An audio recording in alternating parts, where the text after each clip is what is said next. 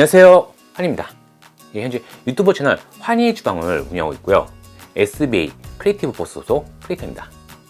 크리에이터가 직업으로 인정을 받게 되면서 또 많은 크리에이터가 대외 활동을 하게 되면서 여기에 대한 관심도가 높아졌습니다. 그래서 자연스럽게 채널을 오픈하고 크리에이터를 시작하려는 분도 점점 늘었죠. 근데 이거 관련해서 어려워하시는 분들이 많더라고요. 그래서 여기에 대한 크리에이터 꿀팁, 촬영, 그중에서 장비편 되겠습니다. 네, 환희님 카메라 뭐 쓰시나요? 유튜브를 하려면은 뭐 사야 되나요? 캐논, 니콘, 소니 중에서 어떤 게 제일 좋나요?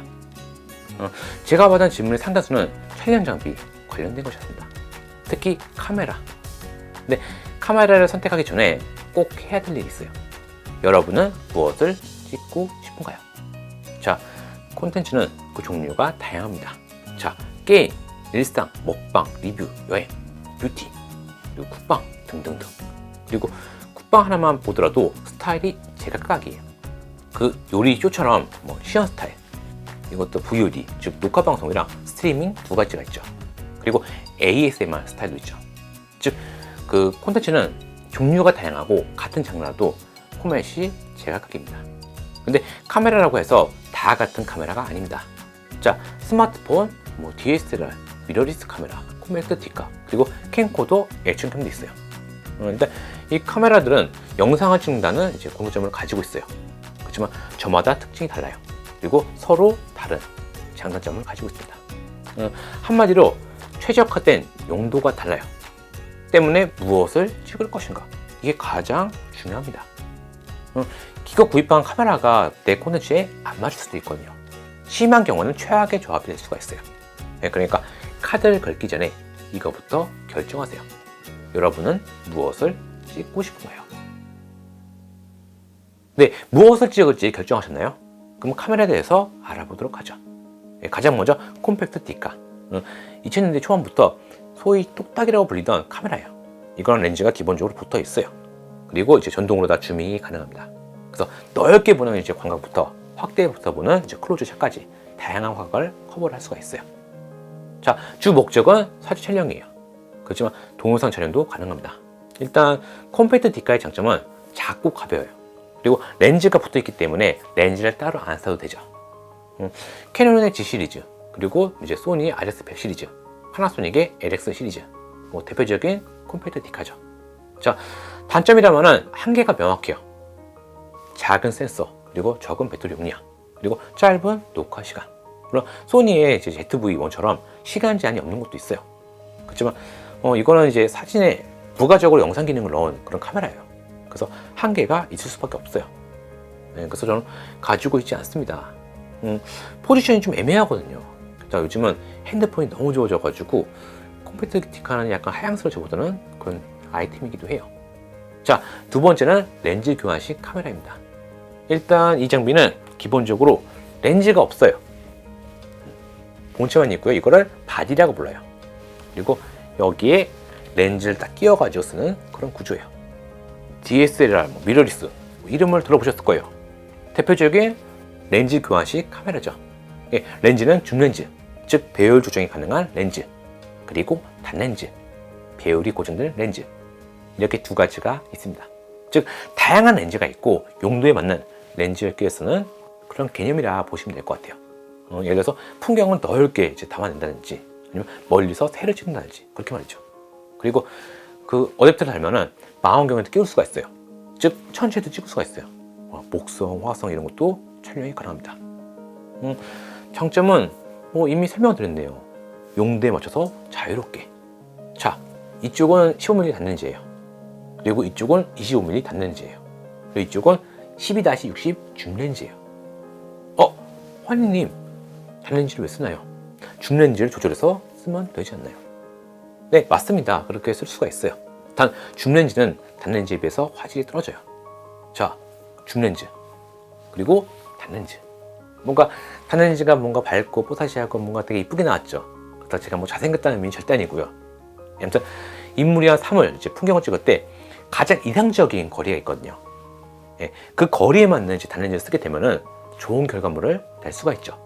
자, 예를 들어서 50mm 렌즈의 별명이 여친 렌즈예요. 여자친구가 이쁘게 나오는 화각이거든요. 배경 적당히 날아가고 밝아서 뽀사시하게 나오고 그런 렌즈 말이에요. 아무튼 렌즈 교환식 카메라의 단점은 렌즈값. 용도에 맞춰서 렌즈를 쓴다. 그럼 렌즈를 사야겠죠. 그럼 돈이 들죠. 물론 크롭이나 이제 마이크로 포 서드 렌즈는 좀 저렴한 편이에요. 뭐 몇십만 원에서 100만 원 선 좀 저렴한 편이에요. 근데 이런 풀프레임 카메라의 렌즈는 비싸요. 참고로 이거 여기 맞는 50mm 렌즈 가격이 200만 원이 넘거든요. 그래서 그냥 줌 렌즈를 쓰고 있어요. 근데 한 가지 렌즈만 딱 쓰게 된다면은 렌즈 교환식 카메라의 매력이 많이 사라지겠죠. 그리고 비용 중인 거 외에도 또 한 가지 단점도 있어요. 바로 기동성이에요. 자, 렌즈 3개야 카메라 한 대를 운용한다. 상업용 영상이 아니면은 좀 애매해요. 렌즈용 가방에다가 카메라에다가 찍으면서 렌즈를 교체해주고, 어떤 렌즈는 이제 손떨방, 즉 흔들림 방지 없다 보니까 상하대가 필요하고, 그럼 일이 커지게 되죠. 결국은 카메라에다가 줌 렌즈 하나만 이제 끼워서 쓰게 돼요. 그럼 역시나 애매해지죠. 참고로 렌즈 교환식 카메라는 센서 크기에 따라 크게 풀프레임, 크롭, 마이크로 포 서드 이렇게 세 가지로 나눠집니다. 풀프레임이 가장 크고 마이크로 포 서드가 가장 작죠. 센서가 크면은 빛을 많이 이제 받을 수가 있게 돼요. 즉 실내에서 유리하죠. 이제 빛이 부족한 실내. 그리고 카메라에는 감도라는 것이 있어요. 그러니까 이게 빛의 민감도 이런 건데, 이걸 올리면은 어두워도 밝게 찍을 수가 있어요. 단 센서가 작으면은 이렇게 노이즈가 생기게 됩니다. 그렇지만 풀프레임은 그 정도가 훨씬 덜해요. 즉 조명을 쓸 수 없는 환경이다.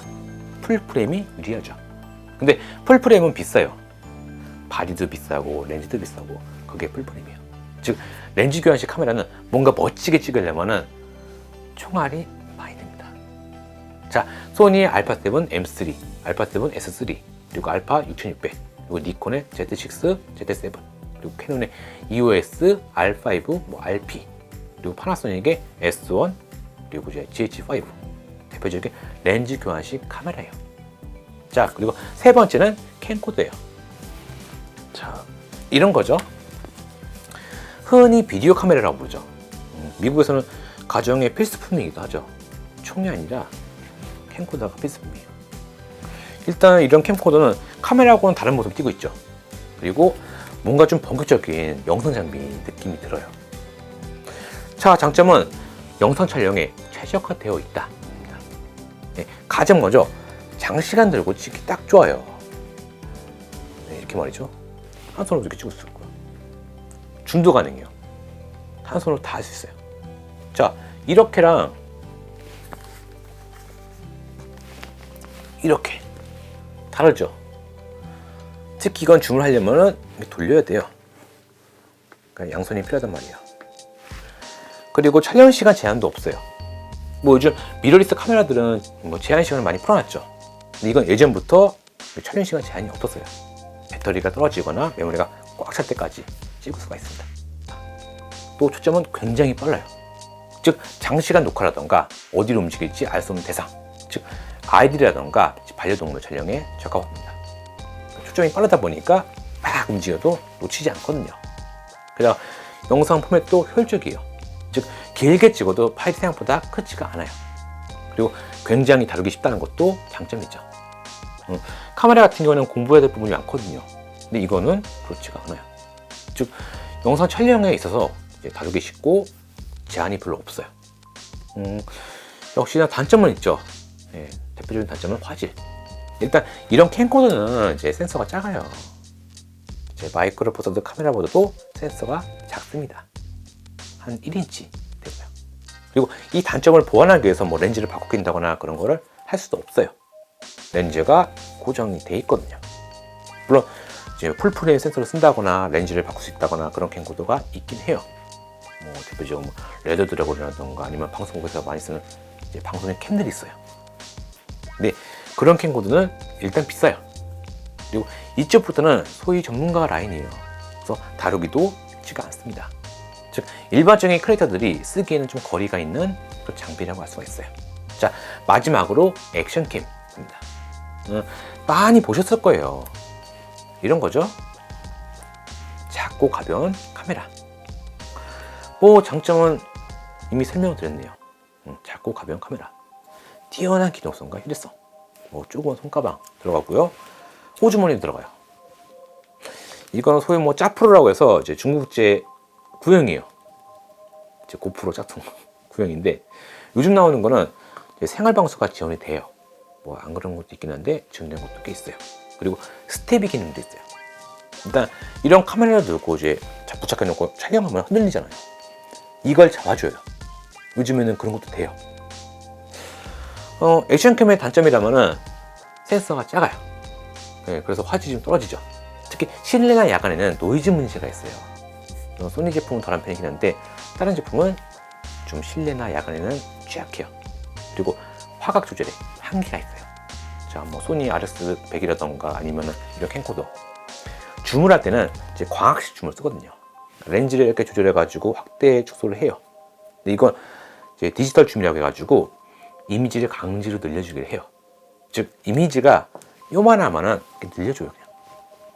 그러면 화질 저하가 생기게 되죠. 그리고 배터리 용량도 단점 중 하나를 꼽힙니다.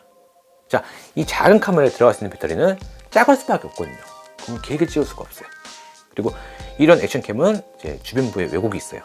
그러니까 주변부가 약간 어안는처럼 휘어져서 나타나요. 물론 설정해가지고 그걸 잘라내는 제품들이 있긴 한데 전반적으로 그런 왜곡이 있습니다.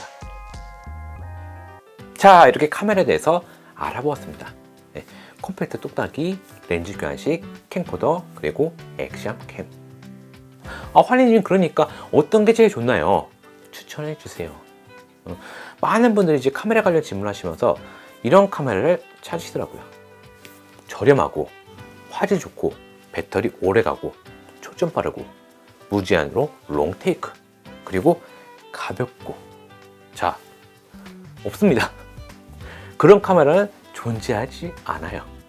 자, 일단 저는 이 카메라가 주력이에요. 이제 파나소닉 루미스 S1 풀프레임 카메라죠. 제가 이것을 택한 이유는 예전부터 파나소닉 카메라를 써왔기 때문이었어요. G6, G7, G8, GH5. 소니, 캐논, 니콘이 아닌 이제 마이너 브랜드를 택한 이유는 롱테이크 촬영 때문이었어요. 그 몇 년 전만 하더라도 타 브랜드는 이제 촬영 시간 제한이 있었거든요. 특히 소니는 발열 문제가 있었어요. 오래 찍으면 뜨거워지면서 다운되는 그런 현상이 있었어요.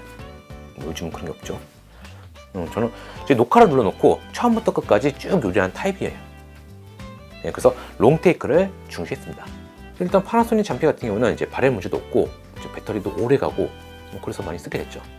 물론 이 소니 6400, 알파 6400 쓰고 있습니다. 근데 파나소닉 걸 쓰다가 이거 쓰니까 인터페이스가 불편하더라고요. 제 소니 유저분들은 아실 거예요. 제 인터페이스도 불편해가지고. 그리고 메뉴 터치가 안 돼요. 요즘 나오는 거 되긴 한데 이건 안 돼요.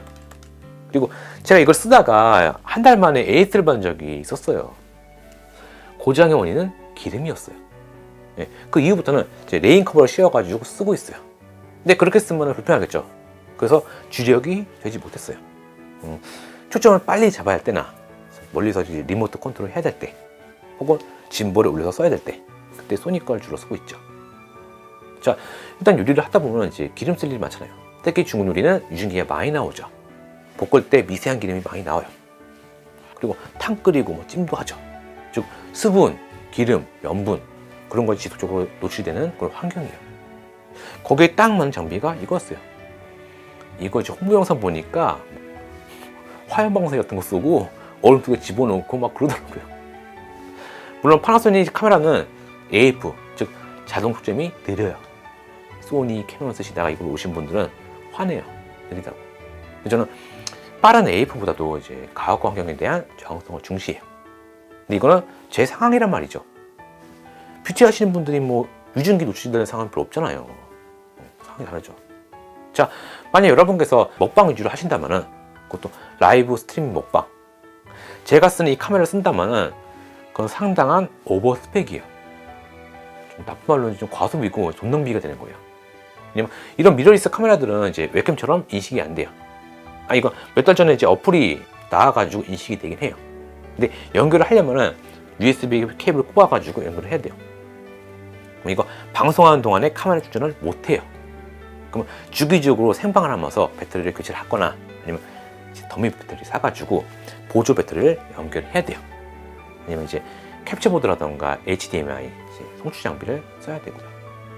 즉 400만 원 가까이 되는 이 카메라에 이것저것 부가적으로 해줘야 된다는 이야기가 되죠.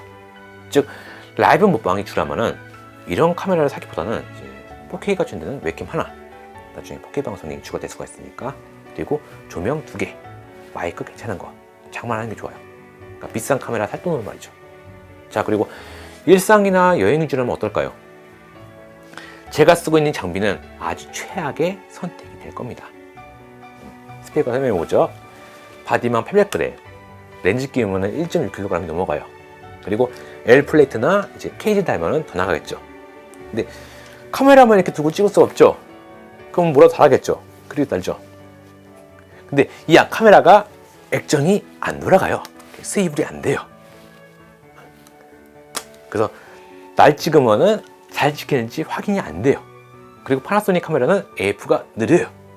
물론 폰에 어플 깔아가지고 볼 수는 있긴 해요. 한 손에 카메라 들고 한 손에 이렇게 들고 다니면서 볼 수는 있긴 하죠.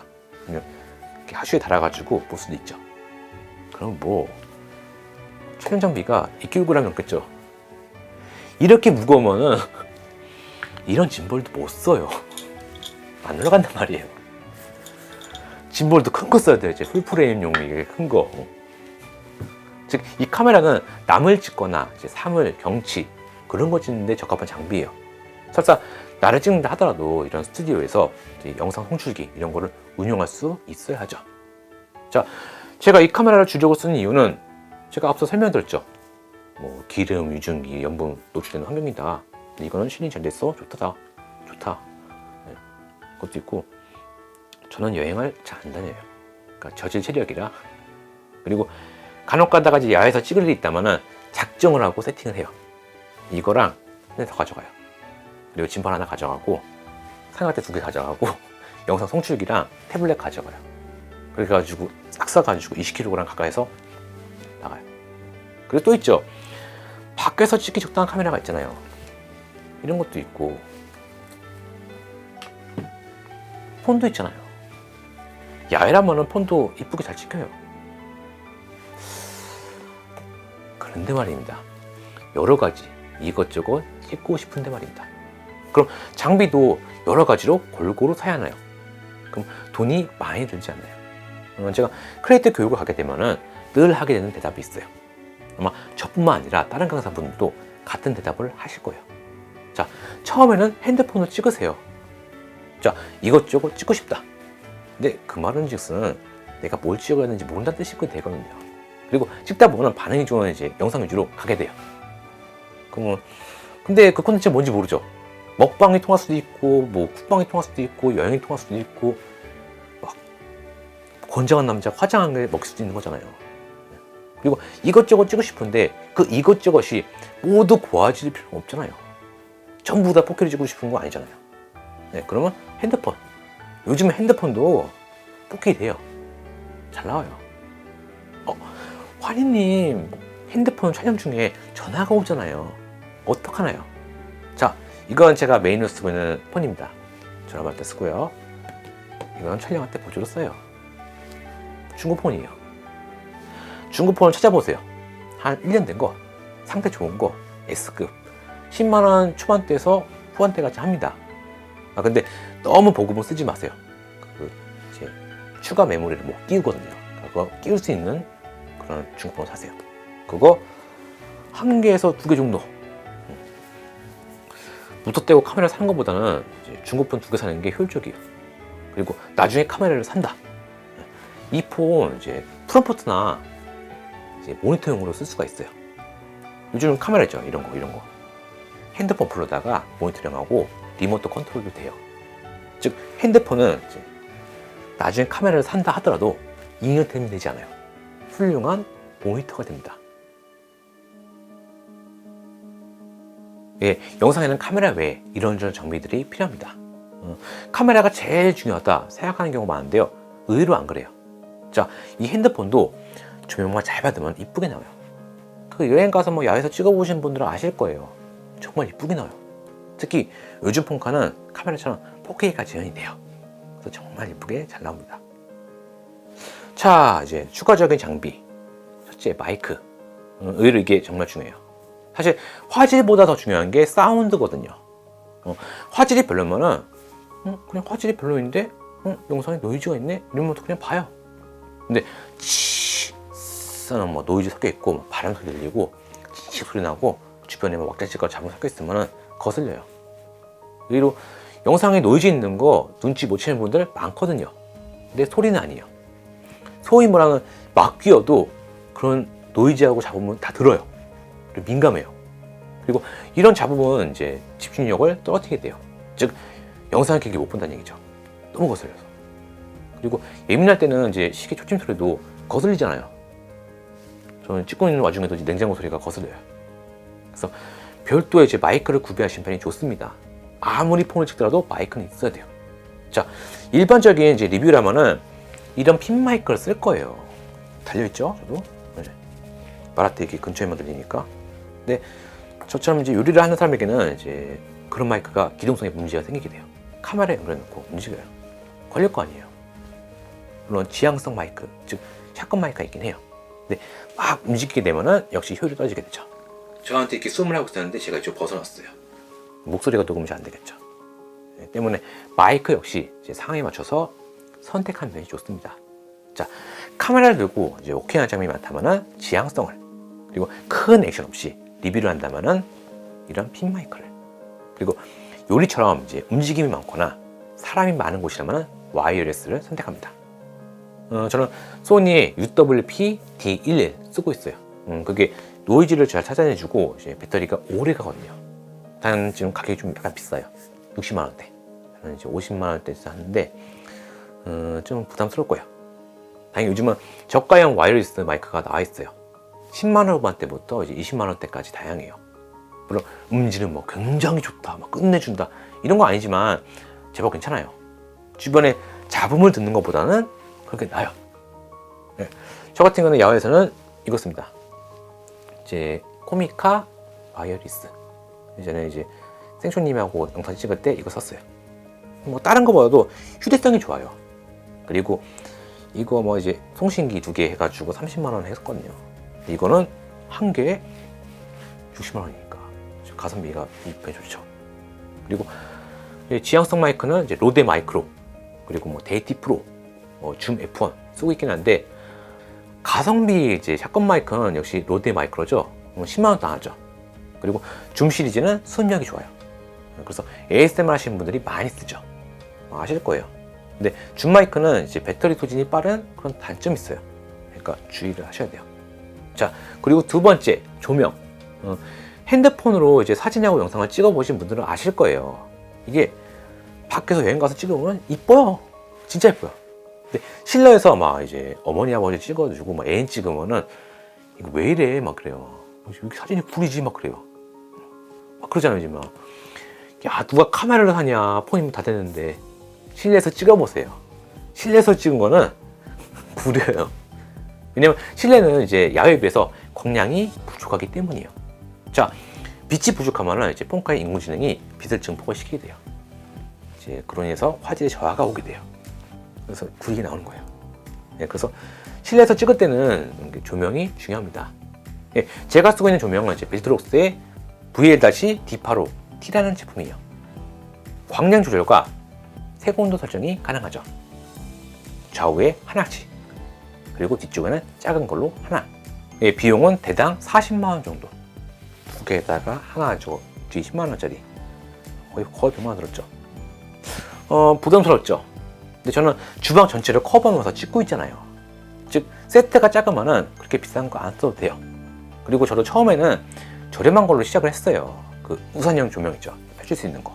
거기에 이제 포토램프라고 해가지고 형광등 전구가 있어요. 물론 뭐 광량 조절, 뭐 색온도 조절 그런 게 안 되긴 하는데 그건 많이 싼 편이에요. 예, 두 개 한 세트 해가지고 10만 원 초반에서 중반, 이것저것 하면 한 중반까지 가죠. 예, 그렇게 해가지고 그 조명을 구입을 했었죠. 자, 그리고 세 번째, 프롬프터. 사실 이게 중요하다고 생각해요. 왜냐면 촬영에 들어가면 이렇게 정신이 산만해지거든요. 자, 잡음 들리죠? 그리고 내 표정은 이상하지 않은지 보게 되죠? 그치, 발음하고 발성에 신경 쓰죠. 그죠? 신경 쓰면은 신경이 분산돼요. 그러니까 집중을 잘 못해요. 집중할 수가 없어요. 무슨 말을 할지 생각을 해놨는데 이제 녹화 버튼 누르고 막 신경 쓰이고 막 그러면은 뭐 이래요. 그러니까 처음 영상 찍는 분들 많이 그런단 말이에요. 그리고 무엇보다도 시선 처리. 사람이 아닌 이제 카메라 앞에 두고 말을 하는 거잖아요. 영상을 보신 여러분들은 저희 이런 모습을 직접 보고 계시죠. 근데 저는 카메라 앞에 대고 말을 해요. 이게 굉장히 어색해요. 그러면 이제 시선을 딴 데 두고 막 그러죠. 그래서 저는 앞에다가 프롬프트를 둬요. 별거 아니고요. 이제 방송국에 쓰는 그런 거 말고 태블릿에다가 프롬프트 어플을 깔아요. 그리고 카메라 렌즈 바로 아래다가 설치를 하는 거예요. 그리고 카메라를 보고 프롬프트를 보고 말을 하는 거예요. 그럼 스크립트, 시선 처리가 해결이 되겠죠. 단 너무 가까우면 시선이 아래로 향하게 되니까 적당히 떨궈서 그렇게 하시면 됩니다. 자, 그리고 네 번째, 리모트 틸트헤드입니다. SB 이제 크리에이터 분들도 많이 궁금해 하시더라고요. 화님이 이거 어떻게 했냐. 자, 쿡방에서 자주 나온 신입니다. 뭘 어떻게 설치했을까? 가끔 움직여야 된다면 어떻게 하시나? 자, 일단 저 같은 경우는 천장에다가 포로 설치했어요. 그 인터넷에 압축봉이라고 있어요. 양 벽에 대고 돌리면은 늘어나면서 딱 고정이 되는 그걸 설치했어요. 한 개는 고정되니까 한 3개, 4개 설치를 해요. 그리고 아래쪽은 좀 더 단단하게 뭔가 설치해요. 그리고 위에다가 클램프를 달아요. 그리고 그 아래 펜 틸트헤드를 달았죠. 제품명은 YT3000이라는 제품이에요. 알리익스프레스에서 구입을 했어요. 그러니까 우리나라 업체에서 수입을 해가지고 파는 데가 있긴 한데 가격이 좀 세니까 좀 시간적 여유가 있다면 알리에서 구입을 하도록 하세요. 그럼 배송 시간이 좀 걸립니다. 자, 이거는 무선으로 원격이 가능해요. 이렇게 움직여요. 그리고 설치된 카메라는 이제 소니 알파 6400이에요. 소니 카메라 좋은 점은 이제 액세서리가 많다는 거예요. 그리고 이 액세서리 간에 호환이 잘 돼요. 자, 이거는 소니 액션캠용 액정이에요. 이제 액션캠 있는 걸 볼 수가 있죠. 근데 액션캠뿐만 아니라 이런 미러리스도 호환이 돼요. 단 소니만, 즉 모니터링이 가능한 사실. 의뢰하면서 봐요. 리뷰하면서 이렇게 보고 그래서 체크를 하는 거죠. 그리고 카메라가 아닌 이런 폰으로 촬영하신다면은 이제 YT500 제품이 괜찮아요. 이제 가격이 좀 저렴하고 한 7만원, 8만원. 그리고 좀 가벼워요. 좀 저처럼 이렇게 철저하게 공사를 하지 않아도 괜찮죠. 자, 그리고 저 같은 거는 초창기에는 이거 썼어요. 이제 MP101이라는 제품인데, 이 장면, 초창기 이 장면, 그거랑 캠코더로 찍은 거예요. 즉, 혼자 촬영하면서 카메라 앵글을 자꾸 바꾼다. 해당 카메라가 너무 높은 곳에 있거나 멀리 있다.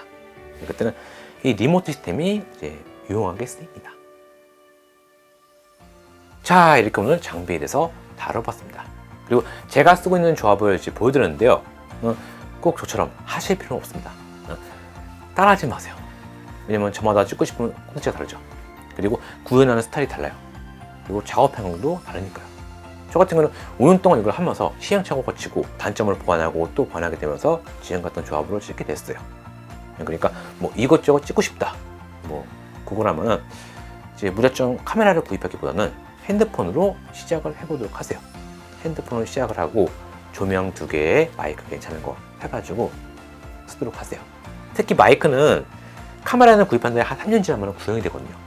근데 마이크는 3년이 지나고 5년 지나도 현역이에요. 굉장히 쓸만해요. 그 마이크는 괜찮은 걸 사도록 하세요. 그리고 혹시나 해서 드리는 말씀인데 뭔가 구입을 한다면 너무 싼 거 사지 마세요. 경험상 그런 거는 한두 번 쓰고 안 쓰게 돼요. 즉 산다면 큰맘 먹고 좋은 걸 사도록 하세요. 자, 오늘 영상 여기까지고요. 자, 그럼 안녕히 계세요.